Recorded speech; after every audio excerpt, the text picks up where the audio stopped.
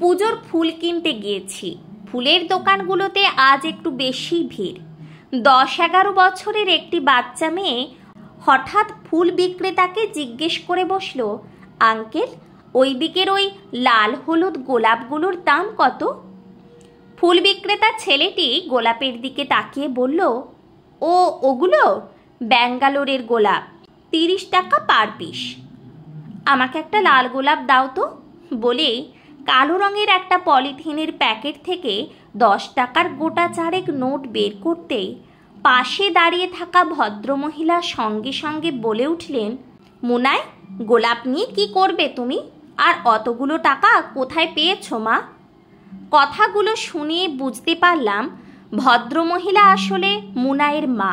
মুনাই তখন হাতে থাকা টাকাগুলো 10, 20, 30 করে গুনতে গুনতে বলল, আমি জমিয়েছি মা, তোমার জন্য গোলাপ কিনবো, পয়লা বৈশাখে আমি তোমাকে দেব। মুনাইয়ের কথা শুনে মুনাইয়ের মা তো হাঁ করে তাকিয়ে আছে মুনাইয়ের দিকে। মুনাই ততক্ষণে 30 টাকা ফুল বিক্রেতা ছেলেটিকে হাতে ধরিয়ে দিয়ে বলল, ওই লাল গোলাপটা দাও আঙ্কেল।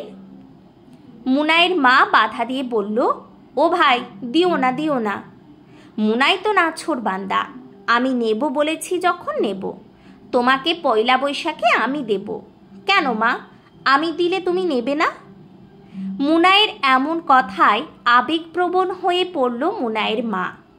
ফুল বিক্রেতা ছেলেটি বলল, দিদি, তুমি না করো না, ও বাচ্চা মানুষ, ওর যখন শখ হয়েছে ও দিক না তোমায়, না করো না। ফুল বিক্রেতা ছেলেটি মুনাইয়ের হাতে গোলাপটা দিতেই মুনাই গোলাপটা নিয়ে মায়ের দিকে ফিরে বলল, শুভ নববর্ষ মা, তোমার গিফট।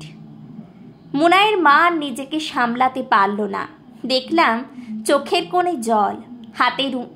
হাতে থাকা রুমালটা নিয়ে চোখের কোণ দুটো মুছে নিয়ে ফুলটা হাতে নিয়ে বলল, তুই আমার মেয়ে নয়, তুই তো আমার মা রে। আশেপাশে আরও 2-1 যারা ছিল তারাও তখন তাকিয়ে দেখছে। মুনাই বলল, কে বলেছে মা তুমি একলা? আমি তো আছি, একদম মন খারাপ করো না। আর একটু বড় হতে দাও, দেখবে কত নতুন শাড়ি কিনবো তোমার জন্য, বড় হয়ে অনেক বড় বড় গিফট দেব তোমাকে, আর পাপার জন্য তখন বড় বড় মালা কিনবো। ভদ্রমহিলার হাতে একটা প্যাকেট রয়েছে, তাতে দেখলাম একটা রজনীগন্ধার মালা। বুঝতে পারলাম মুনাই তার বাবাকে হারিয়েছে। ভদ্রমহিলা আর দাঁড়ালেন না, মুনাইয়ের হাতটা ধরে এগিয়ে চললেন সামনের রাস্তা ধরে। মনে মনে ভাবছি তখন, ওইটুকু একটা বাচ্চা মেয়ে, বয়সের তুলনায় একটু বেশি যেন বড় হয়ে গেছে। এই বয়সে বুঝে গেছে মায়ের একমাত্র অবলম্বন ওই। ভারী ভালো লাগলো পয়লা বৈশাখের এমন উপহার দেখে। সত্যিই তো মায়ের মতো কেয়ার আপন আছে। প্রতিটি সন্তান যেন বাবা মাকে এইভাবেই বলতে পারে, চিন্তা করবে না, আমি আছি তো।